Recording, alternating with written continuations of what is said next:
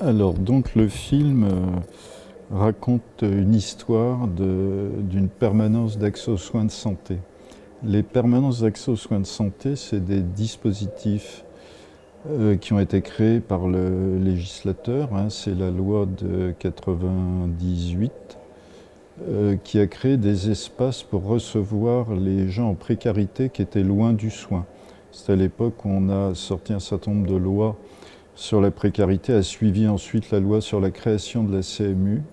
Et donc on a vu, bon ça fait longtemps qu'on s'était aperçu qu'il y avait des gens qui ne consultaient qu'au dernier moment via les urgences parce que il y a tout un tas d'écueils qui faisaient qu'ils ne pouvaient pas facilement consulter. Le premier écueil étant l'absence de couverture sociale ou une couverture sociale incomplète. Bon, par exemple, les gens qui ont une couverture sécurité sociale sans mutuelle, ce sont des gens qui ont une couverture sociale, par exemple une aide médicale État, donc qui couvre essentiellement les gens, les étrangers qui n'ont pas de papier en France, qui est souvent refusée par de nombreux professionnels de santé libéraux.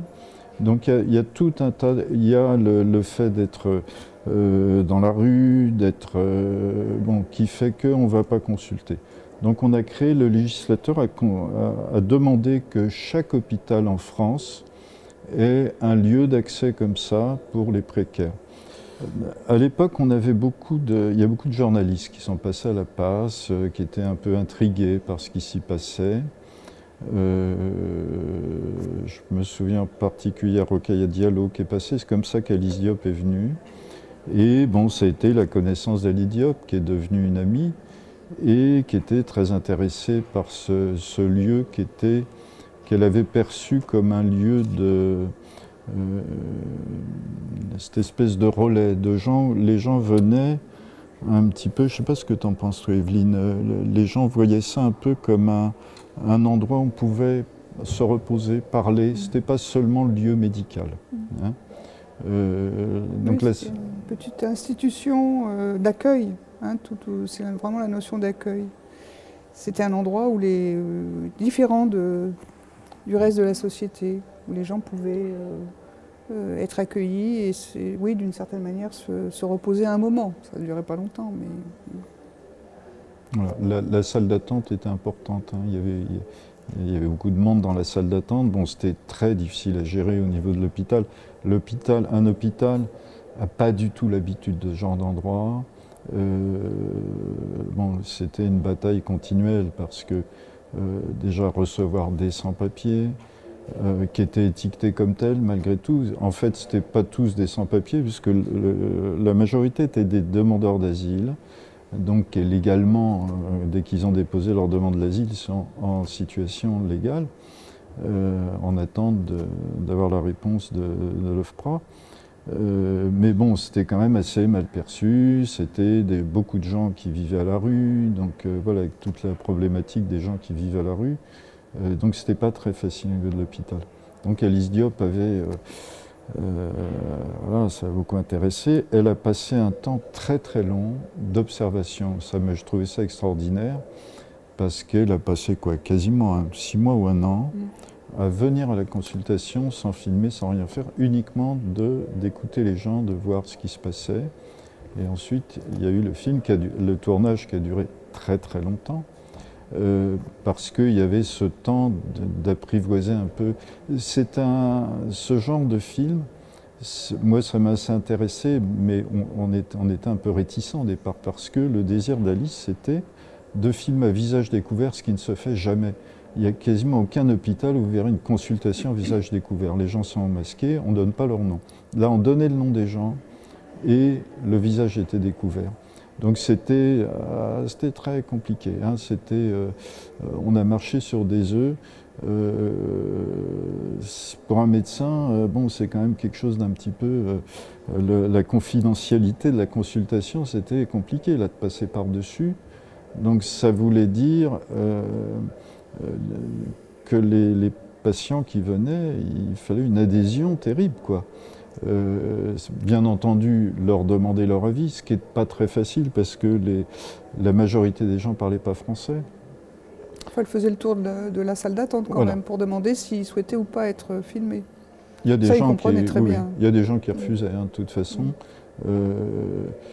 Même pas mal de gens ont refusé. Il y a des gens quand même qui ont été... la majorité des demandeurs d'asile ont été persécutés dans leur pays. Ils ont presque tous fait de la prison. La famille a été des fois massacrée. Bon, c'était pas du tout évident de montrer son visage. Et inversement, ils souhaitaient s'exprimer. Ça nous a étonnés quand même. À quel point ils venaient pour parler à la caméra.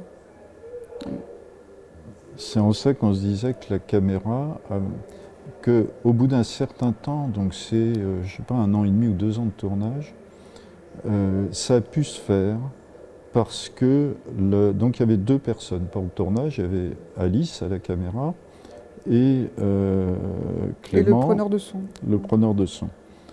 Et du fait de leur présence continuelle, avant dans la salle d'attente, ensuite dans la consultation, tous les jours, pendant 1 an, 2 ans, ou plus de 2 ans, fait que, d'une certaine façon, ils faisaient partie de l'équipe thérapeutique. C'est pour ça que ça a pu se faire, c'est qu'ils étaient devenus un peu des soignants. Leur outil de caméra et de preneur de son, ça servait, comme disait Evelyne, à exprimer quelque chose. C'est quand même des gens demandeurs d'asile, qui ont été souvent emprisonnés, persécutés dans leur pays, qui arrivent en France pensant que, bah oui, il y a un système d'asile, et qui se retrouvent, d'une part avec les très grandes difficultés administratives, la misère matérielle, vivre dehors, etc., et la non-reconnaissance, parce que la plupart du temps, on dit « non monsieur, ce que vous me dites, ce qui veut dire vous mentez ». Donc la caméra, elle avait cet intérêt de dire un peu à la face du monde, voilà, mon histoire, c'est ça, il s'est passé ça. Et donc ça avait ce côté thérapeutique de le dire, de le faire savoir. C'est une prise de parole, quoi. Et après, au niveau de l'administration, c'était tourner un film dans un hôpital public est une aventure extrêmement complexe parce qu'il faut demander de multiples autorisations.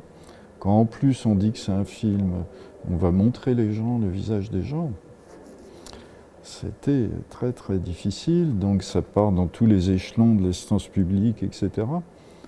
Et Alice a finalement eu, en décrivant ce qu'elle voulait faire, etc., elle a eu l'autorisation de ce tournage.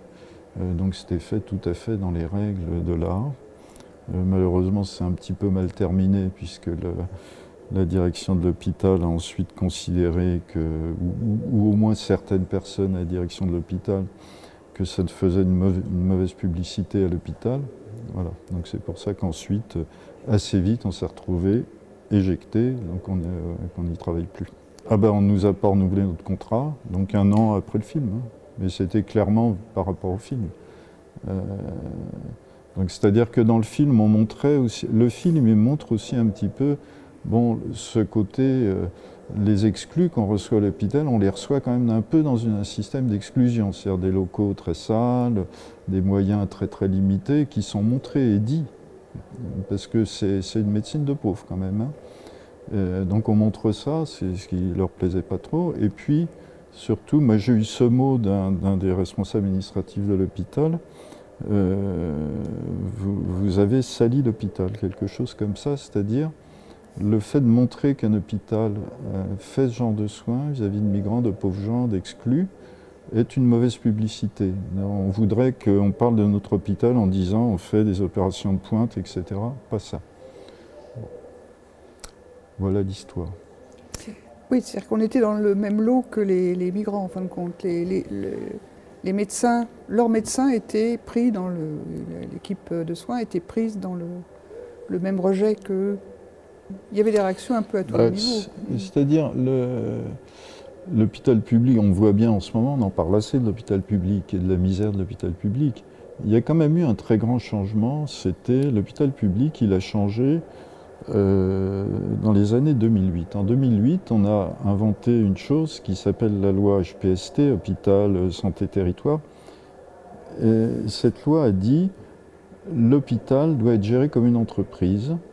Les dirigeants de l'hôpital, les décisionnaires de l'hôpital sont des administratifs, des responsables administratifs. Et le personnel soignant de l'hôpital a un avis uniquement consultatif. C'est un grand changement. Avant, il y a eu le temps où les médecins étaient uniquement les décisionnaires. Il y a eu un temps de parité. Et là, les médecins, en fait, ont plus de... Quand on voit comment se passent les réunions paritaires avec les médecins qui assistent pas ou peu, ou etc., en fait, les médecins n'ont plus rien à dire. Donc c'est l'administratif qui doit gérer un hôpital qui est chroniquement en déficit, parce qu'on a décidé, enfin ça paraît très curieux de dire un hôpital est en déficit, donc les dotations aux hôpitaux sont telles que de toute façon ils ne peuvent pas y arriver, donc ils courent après l'argent. Donc le principe c'est toujours rentabiliser. Donc c'est ce qui se passe avec les soins peu rentables, comme ça c'est peu rentable pour l'hôpital. On a un administratif avoir l'impression que c'est en plus peu attractif pour la population. C'est mieux de dire à la population ici on fait des greffes de trachées ou des choses comme ça, plutôt que des soins à des gens qui n'ont pas de sécu. Et bon, parce qu'on a eu aussi cette pression de faire toujours plus, hein, de faire plus de consultations. Il n'y a pas la notion du service rendu là dans l'histoire, hein, de ce que ça signifie aussi d'un hôpital. Qui est le vrai sens de l'hôpital, hein, qui accueille tout le monde, qui accueille surtout les plus précaires. Et donc ça, c'est quelque chose qui est perdu de vue maintenant.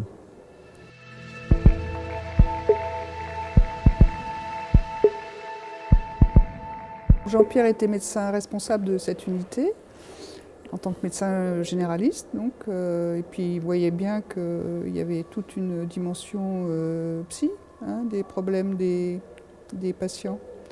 Donc il a souhaité très vite travailler avec un psychiatre. Il m'a demandé, comme il me connaissait, il m'a demandé de venir. Bon, moi j'avais de la disponibilité, ça s'est fait comme ça. Et puis donc on a fonctionné d'une manière classique, c'est-à-dire que lui, il faisait sa consultation et il m'adressait éventuellement les patients s'il voyait qu'il y avait des gros problèmes psy. Et je crois que c'est moi qui ai calé. Ouais, oui. Je voulais partir. Il y a quelque chose qui ne marchait pas du tout. J'étais complètement isolée dans un coin de l'hôpital, avoir des patients pour lesquels je ne pouvais pas grand-chose, en fin de compte. Parce que la prise en charge de ces patients-là, elle est très multiple. On ne peut pas travailler comme ça en étant sur des champs très parcellaires comme la psychiatrie ou même la médecine. Il faut beaucoup plus de choses que ça. Il faut un ensemble de choses qui passent aussi par du social, par du juridique, par de l'administratif, par de l'humanitaire, par de la vraie médecine, par des spécialités de médecine et la psychiatrie y compris en tant que spécialité. Donc, comme je voulais partir, on s'est dit, ben non, on va essayer de travailler autrement. C'est toi qui as proposé qu'on travaille ensemble, dans le même bureau, et qu'on voit les choses ensemble avec donc deux regards différents, mais sur le même patient, et qu'on puisse confronter nos manières de voir. Donc c'est comme ça que ça a démarré. Et puis on s'est aperçu que c'était très très utile en fin de compte. Alors ça reste une consultation de médecine, les gens ils viennent voir le médecin c'est lui. Et moi j'étais un peu l'assistante du médecin, on ne m'a pas spécialement nommée comme psychiatre. Ça pouvait arriver, mais enfin a priori, on ne présentait pas les choses comme ça aux patients. Et petit à petit, on a vraiment tellement croisé nos regards qu'on a fini par faire de la médecine un peu holistique, hein, c'est-à-dire qui tienne compte et du soma et du psyché en même temps. Ça, c'est très important pour ces patients-là. Parce qu'il y a beaucoup de manifestations corporelles, hein, de l'angoisse. Et inversement, il y a énormément de manifestations psy pures. Hein, des dépressions, des grandes crises d'angoisse, de la confusion, des délires. Et il faut qu'un médecin aussi puisse savoir ce qui se passe. Donc ensemble, on y arrivait beaucoup mieux. Donc il y a cet aspect un peu technique, je dirais, des corpus théoriques de chacun, mais il y a aussi le fait d'être deux, tout simplement. Ça pourrait être franchement n'importe qui, à un moment même. Jean-Pierre me disait, mais pas besoin d'un psychiatre, il suffit qu'il y ait une deuxième personne. Parce que ce qu'on reçoit, c'est quand même très difficile. Ce que les patients déversent, ces expériences très traumatiques, très souffrantes, c'est quand même très difficile de les écouter. Et c'est important de ne pas être tout seul, parce qu'à ce moment-là, au final, on n'y arrive plus, quoi. On peut vite déprimer. On a quand même je veux dire, les scènes de torture, de viol et tout, c'est à longueur de journée dans ce genre de... Bon, donc il y a plusieurs. Moi, je suis pas trop d'accord. Tu dis, d'abord, bon, tu interviens parfois seul dans des cas psychiatriques un peu lourds, où moi je serais complètement dépassé. Oui, mais tu es là dans la pièce. Ouais. Oui, mais même tu peux les voir en entretien de temps en temps, rarement, mais oui, c'était pas le but. Mais bon, il y a une technicité quand même propre à la psychiatre. Moi, je pense que l'idée de en fait même, donc il n'y avait pas seulement le binôme, il y avait un trio aussi.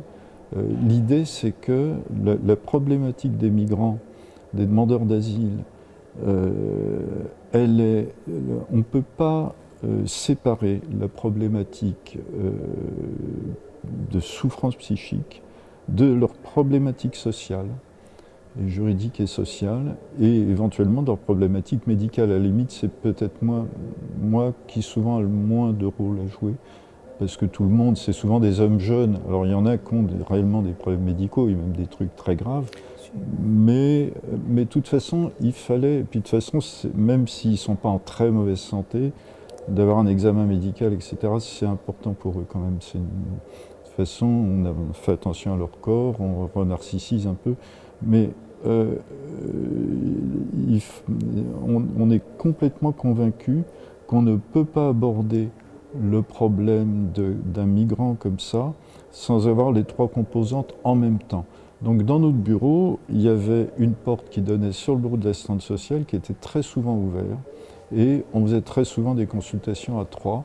On ne pouvait pas se séparer, hein, pas tout le temps mais très souvent. C'est inséparable.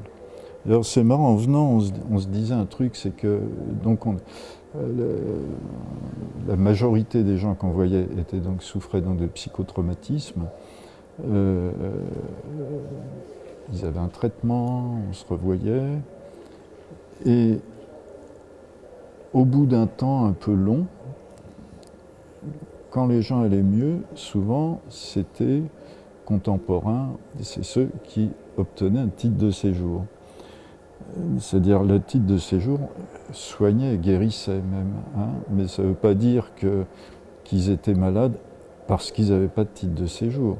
Mais que ce psychotraumatisme ne pouvait pas, non pas guérir, parce qu'on n'en guérit pas réellement, mais au moins s'apaiser, faire en sorte qu'on puisse vivre, quand on a un minimum de sécurité dans la vie et d'autorisation à être et à être en tant que sujet, à vivre, tout simplement. Et à parler. Hein.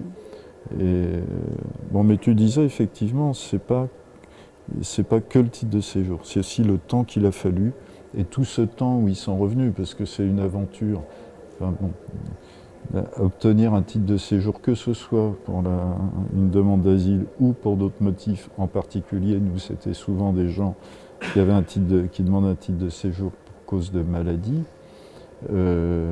Sachant, enfin je rappelle, hein, vous connaissez sans doute la législation et que en France, il est possible d'obtenir un titre de séjour pour soins dans la mesure où on a une maladie grave qui peut porter gravement préjudice à la santé et qu'il n'y a pas de traitement possible dans le pays d'origine et qu'on est présent en France. Donc il y a une possibilité.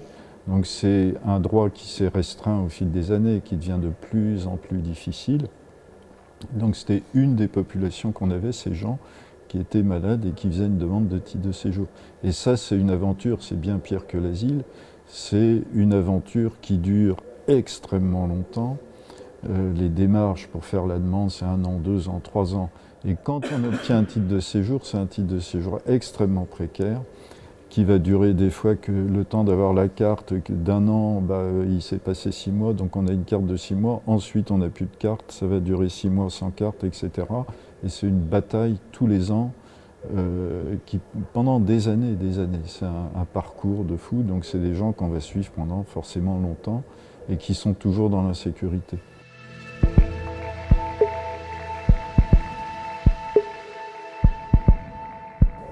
Alors, le film a été projeté, par exemple, dans certains lieux psychiatriques, avec beaucoup d'intérêt des collègues, ça c'est sûr.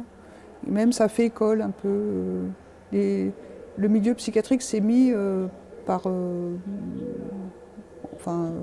endroit à empoigner cette question des migrants et du psychotrauma. Ouais. Donc ça c'est pour la psychiatrie.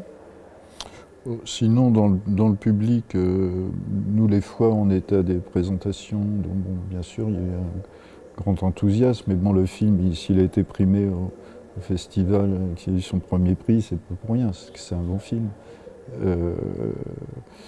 Dans le milieu soignant, on n'a pas eu beaucoup. Dans le milieu hospitalier, à part les psychiatres, qui étaient, je crois, j'avais eu des retours, effectivement, ils étaient très contents. Et sinon, dans le milieu hospitalier classique, non, il n'y a pas eu beaucoup quelques collègues comme ça qui ont dit ah oui, c'est bien. Les infirmières étaient très contentes, celles qui l'ont vu. Mais bon, c'est tout. Hein. Dans le milieu hospitalier, surtout dans un centre hospitalo-universitaire parisien, on ne peut pas dire que globalement, le soin aux précaires fait par un généraliste, en plus, qui n'est jamais très bien vu par les hospitaliers, qu'ils aient beaucoup d'enthousiasme. Hein. On n'a jamais eu beaucoup d'enthousiasme des chefs de service, etc., sur le travail qu'on faisait. On était marginaux, on était très marginalisés.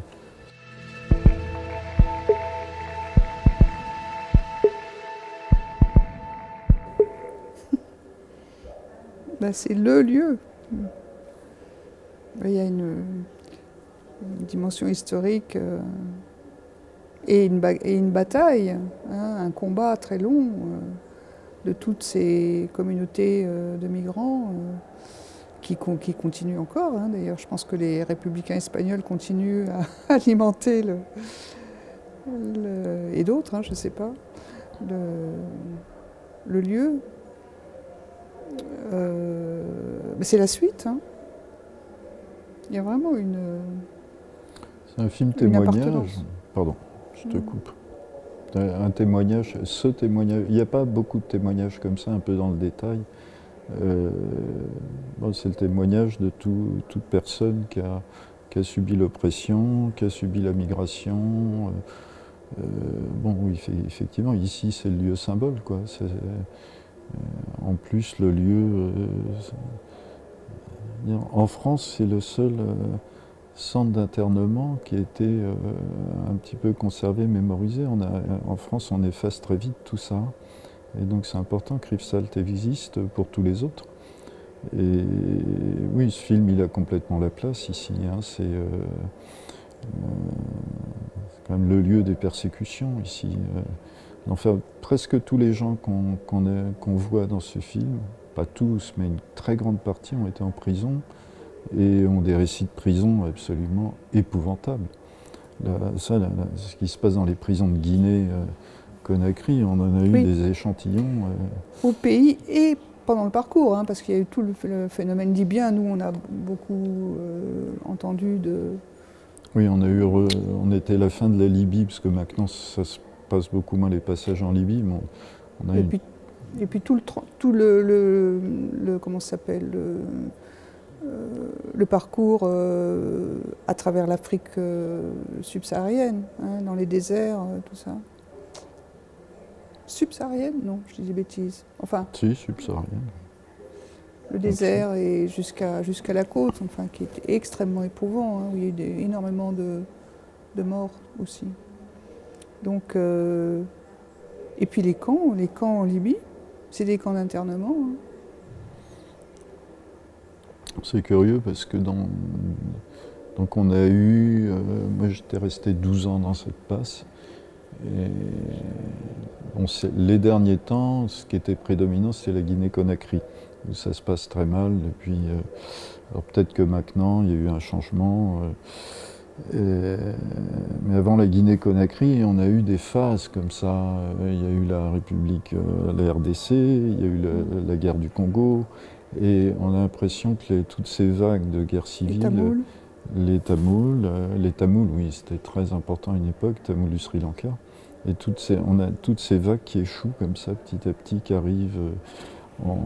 Après, il y a eu les Afghans, et puis il y a les migrants économiques. C'est important aussi. Donc, en fait, les migrants économiques, souvent c'est un mixte. Hein. Il y a des migrations qui sont principalement économiques, mais aussi avec quand même un climat dans le pays qui est souvent très difficile, très persécutoire. Mais bon, au départ, c'était économique. C'était le cas du Bangladesh.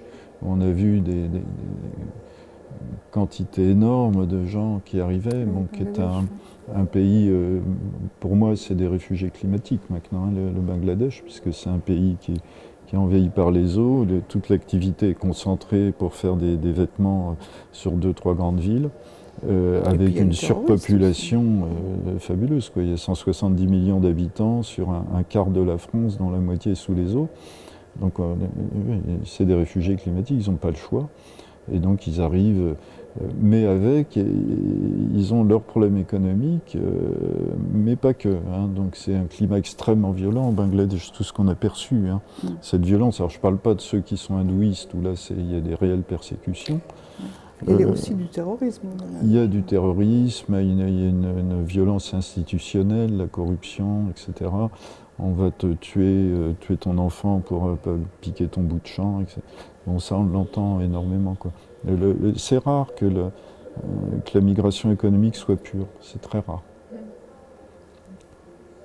Alors, ce qui diffère peut-être, enfin, c'est pas la même chose que les camps d'internement, puisque c'est des communautés successives qui sont passées ici dans une privation de liberté, en fait. Là, le flux de la migration, effectivement, il a une autre allure, mais quand même, fondamentalement, c'est la même violence, c'est la même privation de liberté, c'est le même refus de donner les droits aux gens, de leur permettre d'être à part entière, quoi.